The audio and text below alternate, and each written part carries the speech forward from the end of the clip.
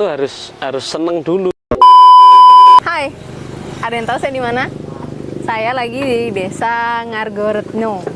Nah, di sini ada peternakan kambing perah yang menyediakan wisata edukasi tentang ternak kambing perah. Ada yang penasaran bagaimana cara berternak kambing perah? Kalau penasaran, ikutin saya ya.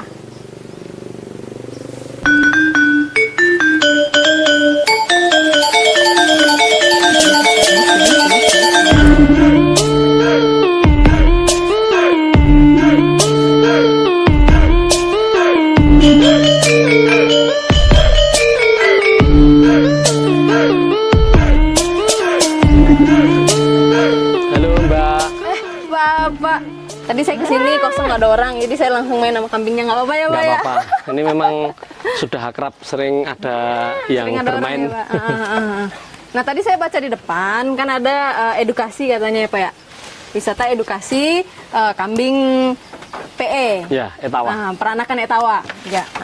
Nah, setahu saya nih ya, kambing PE ini merupakan salah satu kambing yang sering, yang umumnya diternakan di Indonesia selain kambing kacang. Nah, ini merupakan peranakan dari kambing etawa sendiri. Jadi kita nyebutnya PE nih. Ya, Nah, Bapak, malah sudah tahu. saya anak peternakan, Pak. Nah, jadi di sini Bapak menawarkan wisata edukasi. Ya, Nah, boleh dong saya diedukasi? Siap, Iya, terkait peternakan kambing etawa. Nah, biasanya kalau anak-anak kesini, Bapak edukasi apa aja terkait kambing etawa? di sini ini sebenarnya semua belajar tentang ternak dari mulai budidayanya. Dari mulai budidaya, bibitnya berarti ya, Pak Dari ya? mulai pemilihan bibit, dari mulai cara budidaya, kesehatan ternak, maupun yang jadi atraksi bagi wisatawan itu perah susu kambing. Perah susu. Tapi itu hanya kita berikan saat sesuai waktu pemerahan pagi maupun pagi maupun sore ya, Iya. Pak. Nah, jadi biasanya Bapak anggap saya seperti anak deh yang belajar. Ya. Dari awal Bapak ngajarin apa nih biasanya nih? Cara pemilihan bibit. Nah, cara pemilihan bibit ini mungkin ini ya, ini yang sering malah nongol di. Nah, ini termasuk bibit unggul, Mbak, karena ini bibit unggul ya? Dari mulai posturnya juga bagus, terus lingkar kepalanya juga bagus, kemudian telinga, karena kita Telinganya turun ya? Telinganya ini mepet lah kalau nah ini termasuk kambing bagus. Pemilihan bibit ideal sebenarnya bibit yang seperti ini, cuman ini baru umur 2 minggu. Ini bisa dibawa pulang untuk kemudian istilahnya bisa diperjualbelikan. Kalau di kandang sini minimal kalau sudah usia sapi antara 3-4 bulan. Oh iya. Nah, kalau kita bicara soal bibit nih, berarti kita tarik ke atas dari pemilihan pejantan dan betina unggul, berarti kayak Pak ya? Iya. Kalau di sini cara Bapak memilih pejantan dan betina unggul gimana caranya, Pak? Pertama dilihat dari karena kambing etawa yang sekarang sebenarnya sudah menjadi plus manufanya Purworejo nih, kambing Kaligesing ini lebih bermain pada level ras. Kita mempertahankan ras bagusnya sehingga dari mulai posturnya bagus, matanya cerah, kemudian ini baru 2 minggu sudah mulai makan nih, mau makan ya. Artinya kalau pejantannya, Pak, cara milihnya gimana? sebenarnya secara biologis sama ya, antara pejantan maupun betina. Cuman kalau kambing jantan sama betina itu dari mulai lahir itu sudah kelihatan.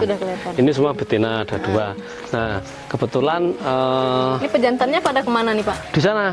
Oh, di ujung. Kita umpetin karena biasanya ini kan lagi beranak nih, agak kita pisahin agar nggak mengganggu ini. Iya.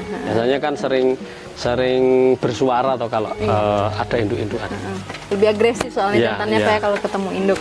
Nah, kalau dari sini Bapak memperoleh bibit dari mana, Pak? Ini sebenarnya sudah turun temurun. Iya. Nah, turun temurun, dan sebenarnya kita juga punya ada komunitasnya. Selain di desa sini juga kita kembangkan, tapi di Kabupaten Magelang kita juga ada komunitasnya untuk kemudian saling untuk mencari pejantan yang baik. Itu kawin silang. Jadi sebenarnya apa ya, namanya beternak itu harus seneng dulu sehingga pertama kalau sudah seneng itu pasti akan dapat rezeki. Nah, kebetulan ini pas pada beranak semua, terus ya alhamdulillah anaknya pas bagus-bagus. Pas bagus-bagus, benar Pak. Yang saya tahu kalau kita bahagia, ternaknya juga ikut bahagia, betul, ya Pak ya. Betul. Nah, kalau di sini untuk pakan nih Pak, pakannya Bapak memilih pakan apa saja untuk ternak kambing? Paling banyak hijauan. Hijauan. Secara apa ya? Secara persentasenya ada khusus? Hanya untuk pas menyusui saja kita tambahkan pakan tambahan itu pun konsentrat. Iya.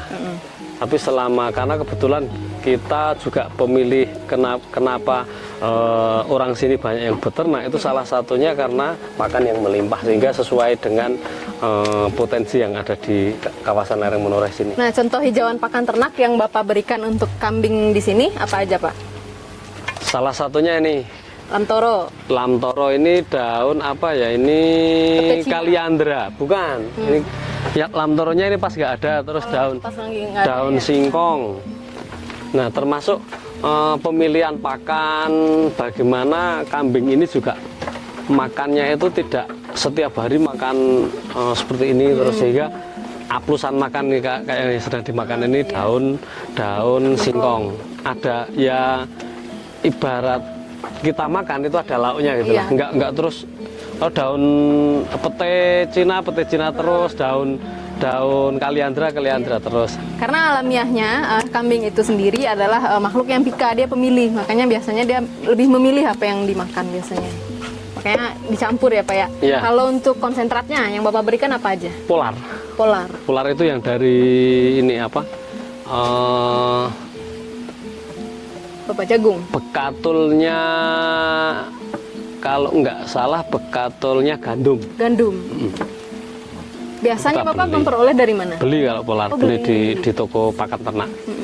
Tapi itu juga hanya kita berikan saat menyusui hanya sebagai pakan tambahan. Pakan paling utama kita harus ketika kita memilih usaha itu harus sesuai dengan apa-apa yang ada di lingkungan kita. Kalau untuk pakan konsentratnya Bapak beri air?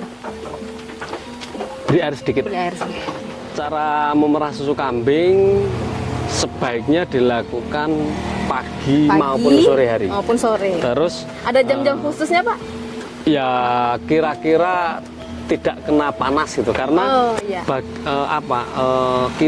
tangan kita harus menyerupai ini mulut anak kambing cempe namanya. Sehingga kita upayakan sentuhan yang diberikan untuk si induk, untuk puting kambing ini juga sama dengan saat ini menyusui, sehingga kalau misalnya kita agak kasar aja pasti berontak. Ada teknik khususnya Pak, kalau misalnya sapi kan ada tekniknya tuh, mesti di lap-lap sama air hangat dulu, terus tangannya mesti begini. Itu soal apa kebersihan. Sebelum diperah itu harus dibersihkan dulu dengan air hangat. Terus suhu saat memerah juga suhu sore maupun pagi hari, sehingga pas kondisi dingin, tidak pas panas. Terus karena di kandang saya ini untuk pemerahan itu menjadi atraksi wisata, sehingga saya pakai botol kecil, botol yang mulutnya kecil, sehingga pertama antisipasi setelah dicuci, meminimalkan kontaminasi juga sebenarnya. Pemilihan wadah untuk memperoleh air susu tersebut. Mungkin nggak banyak beda lah dengan hanya kapasitasnya. Kalau sapi mungkin bisa puluhan liter. Kalau kambing seperti ini, kambing etawa paling 1,5 liter, 1 liter itu aja. Benar ya. Nah Pak, untuk edukasinya sendiri biasanya per hari berapa yang datang ke sini? Sebelum PPKM sih hampir setiap minggu karena kita bermain paket grup. Tapi setelah PPKM ini tren sekarang family group. Hanya 3-4 orang datang menikmati. Biasanya bawa anak kecil nggak Pak? Bawa anak kecil. Seru gitu ya, pasti seru. Anak kecil belajar. Bermain yang ada yang nggak mau pulang bermain sama si kecil ini. Terus kemudian Pak, ada beberapa alasan nggak kenapa kita bikin di desa, di bawah kaki gunung, terus di dekat sama wisata Candi Borobudur? Ada pemilihan khusus nggak, Pak?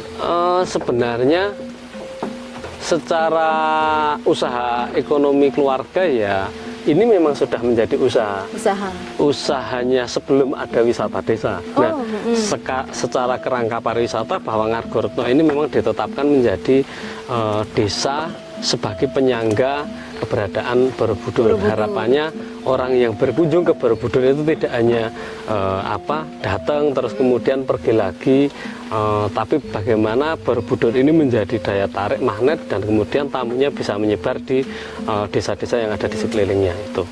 Dan bagaimana turis tidak hanya berwisata tetapi juga mendapatkan edukasi ya dari desa, karena kita belajar loh dari desa. Dan kita juga ya hanya seperti ini belajar dengan apa adanya ya, Pak ya. Nah, Pak, biasanya kan kalau ternak kambing ini ada limbahnya, kotorannya. Kandang ini dari mulai limbah, terus pemanfaatannya dari mulai dagingnya, limbahnya sampai susunya semua sudah kita manfaatkan dengan baik. Limbahnya sebagai pupuk organik yang saat ini memang kesadaran orang tentang herbal organik itu tinggi. Itu juga kita sediakan orang yang tidak istilah punya waktu untuk membuat pupuk organik, sudah kita sediakan melalui pupuk kompos organik yang kita bikin dari kotoran kambing. Terus susunya juga menjadi tren saat pandemi ini, menjadi imunitas tubuh. Benar, sangat, Pak. Terus kemudian paket yang paling baru di kandang ini paket kambing guling. Kambing guling, wow. Selain berwisata, edukasi juga bisa menikmati kambing guling. Nah, Pak, di sini saya penasaran nih, kan ada susunya. Terus tadi saya di depan ada lihat BUMDes. Ya. Nah, apakah peran BUMDes terhadap susu kambing perah ini terlihat nyata gitu, Pak? Semua potensi ekonomi yang ada di desa Ngargoretno ini, marketing yang melalui pariwisata dengan segmen pariwisata, semua satu pintu pemasarannya melalui badan usaha milik desa. Jadi masyarakat sebagai penyedia atraksinya, kemudian BUMDes sebagai agen pemasarannya, sebagai marketingnya.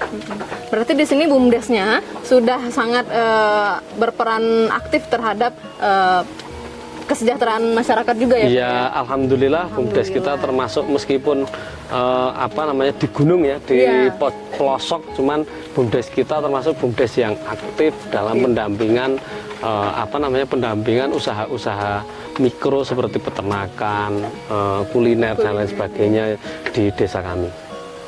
Siapa Pak? Bapak mungkin ada tips dan trik untuk teman-teman yang mau mencoba usaha ternak kambing mungkin? Atau ada pesan untuk teman-teman di desa lain yang punya potensi yang sama tetapi belum dimanfaatkan? Ya, pertama harus jeli dulu menentukan jenis usaha. Sebenarnya tidak harus kambing, tapi kita tinggal di suatu desa pasti dengan segala keunikan, segala potensi yang ada. Benar. Sehingga untuk kemudian kita melangkah ke perencanaan sebuah usaha itu harus kalau kami memilih, kita membasis, artinya bagaimana usaha itu bisa berkelanjutan, berkepanjangan dan memang sesuai dengan local wisdom yang ada di desa ini. Sehingga bagi saya, dengan segala potensinya setiap desa itu, ketika kita benar-benar jeli dalam pemetaan potensi, menganalisa sebuah apa yang mau kita lakukan, sebenarnya tidak ada yang nggak mungkin. Benar. Tapi harapannya perubahan dilakukan dari sekarang, jangan menunggu, dan kita harus melakukan sesuatu, jangan kita terus tergiur untuk mencari penghasilan hanya sebagai buruh di kota. Benar, Bapak. Jadi berarti selain kita juga berusaha mengangkat potensi di daerah kita, kita juga tidak lupa untuk melestarikan budaya lokal ya, Pak. Bapak bilang tadi, lokal wisdomnya tetap harus dipertahankan. Dosa kalau kita nggak berdosa gitu, karena itu gitu ya, budaya itu kalau sudah rusak tidak akan bisa balik. Nah, mungkin teman-teman yang mau belajar dari desa ingin ke sini, nah alamatnya di mana nih Pak tepatnya Ini Pak? di kawasan lereng Menoreh, tepatnya di Desa Ngargoretno, Kecamatan Salaman, Kabupaten Magelang, Kabupaten Magelang. Jawa Tengah. Siap, berarti Dari Borobudur berapa menit, Pak? itu dengan jalan yang memang kita di perbukitan ya, itu hanya setengah jam. Ada jalur pintasnya yang melalui Balkondes di beberapa desa yang ada di Borobudur maupun dari arah Kajoran.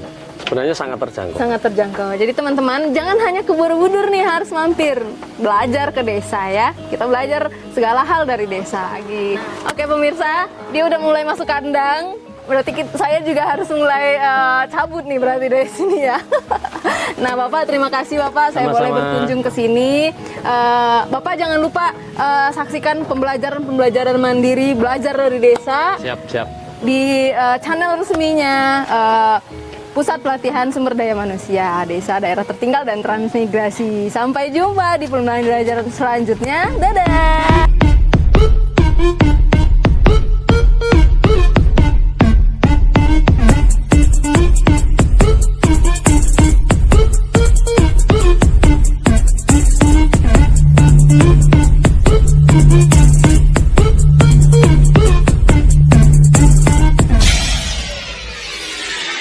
No.